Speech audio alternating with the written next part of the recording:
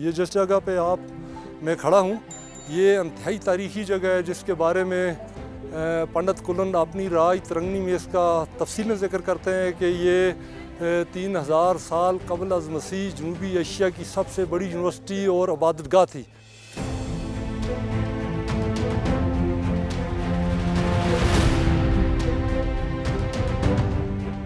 यहाँ पे दुनिया भर से जापान, सिंगापुर और चीन और पूरी दुनिया भर से यहाँ पे लोग इसकी ज़ियारत के लिए आते थे। और ये इसके साथ ही जो है ना एक नाला है जिसका नाम मधुमती नाला है। इस नाले में वो आके सबसे पहले स्नान गुस्ल करते थे, गुस्ल करके पाक साफ़ होकर नंगे पाँव इसमें आते थे।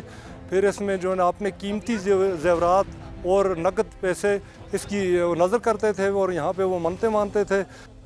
ये जो शारदा यूनिवर्सिटी जो है इसमें हैत मंतक और फ़लसफ़े पे तालीम दी जाती थी, बल्कि एक तारीख़ ये भी है कि दुनिया की ज़बान शारदा यूनिवर्सिटी की ईजाद है।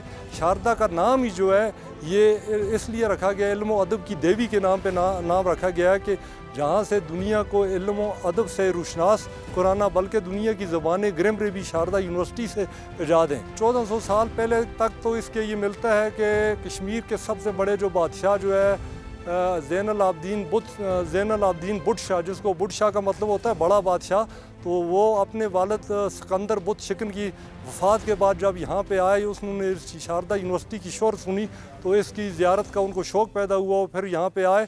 उस वक़्त हिस्ट्री लिखती है कि उन्होंने यहाँ शारदा यूनिवर्सिटी के तालिब इल्मों में तकरीबन 6 लाख की जो है ना वो मिठाई तकसीम की है शारदा यूनिवर्सिटी की। और शारदा यूनिवर्सिटी की लाइब्रेरी दुनिया की सबसे बड़ी लाइब्रेरी थी जिसमें 5 लाख बुक बताई जाती।